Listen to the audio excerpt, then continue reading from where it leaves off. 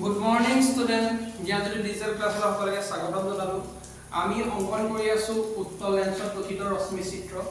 আজি আমি ছবিটো চাও কি হ'ব লক্ষ্য বস্তু যদি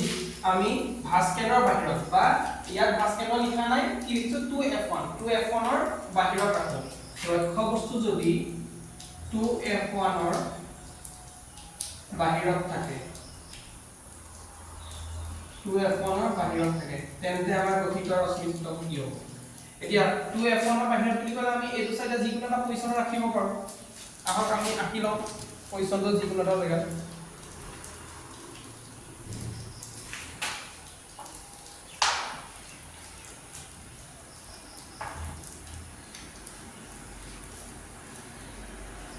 লক্ষ্য বস্তুটো আমি ধৰি ললো এইটো ইয়াৰ পৰা আমাৰ ফাৰ্ষ্টটো কি আছিল আমাৰ কিনি যাব প্ৰথম সদায় গৈ লেন্সৰ এই মাজত পৰিব লেন্সৰ মাজত পৰাৰ পিছত ফোকাছৰ মাজেদি পাৰ হৈ যাব প্ৰথমডাল সদায় সেম থাকিব এটা মনত ৰাখিব আহক আমি এটা ৰাখো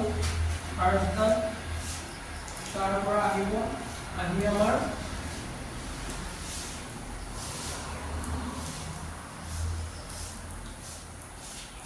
লেন্সৰ মাজত পৰিলে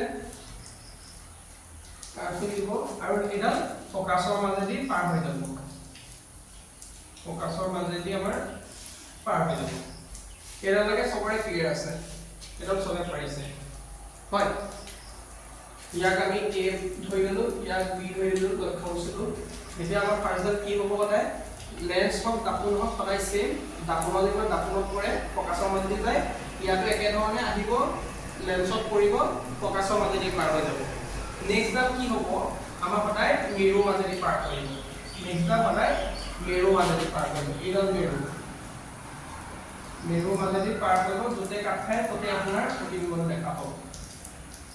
মিৰৰ মাজেদি লৈ যাওক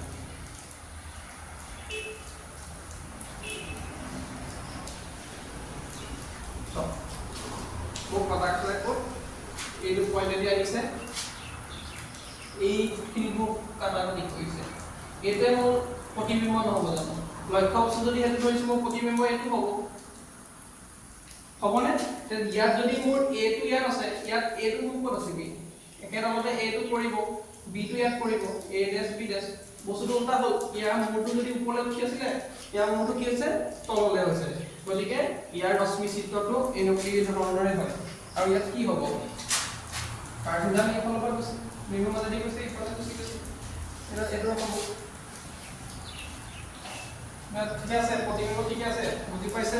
এটা প্ৰতিবিম্বৰ স্থানটো অংকন কৰিব লাগে প্ৰতিবিম্বৰ স্থানটো আমাৰ ক'ত হ'ব প্ৰতিবিম্বৰ স্থানটো ক'ত দেখা পালে ফোকাছ আৰু 2f2 মাজত মানে আমি লিখিব পাৰোঁনে f2 আৰু 2f2 ৰ মাজত প্ৰতিবিম্বটো আমাৰ এই মাছখনতে দেখা পাব আকাৰটো কেনেকুৱা হ'ব আকাৰটো এটো তোমাৰ কি হৈছে এটো যদি ইমান আছে ইয়াৰ আকাৰটো অকমানি হৈছে তাৰ মানে সংকোচিত সৰু বুলি ক'ব পাৰে সৰু চিম্পলকে বুজিলে প্ৰকৃতিটো কি হ'ব প্ৰকৃতিটো কি হৈছে ডাইৰেক্ট কাট খাইছে নে তাৰ মানে প্ৰকৃতিটো কাট খাইছে যে আমি কি বুলি ক'ব পাৰোঁ তাক হট বুলি ক'ব পাৰোঁ হট আৰু কি হৈছে উল্টা হৈছে প্ৰতিবিম্বটো দেখাত আমি উল্টা হৈছে হট আৰু উল্টা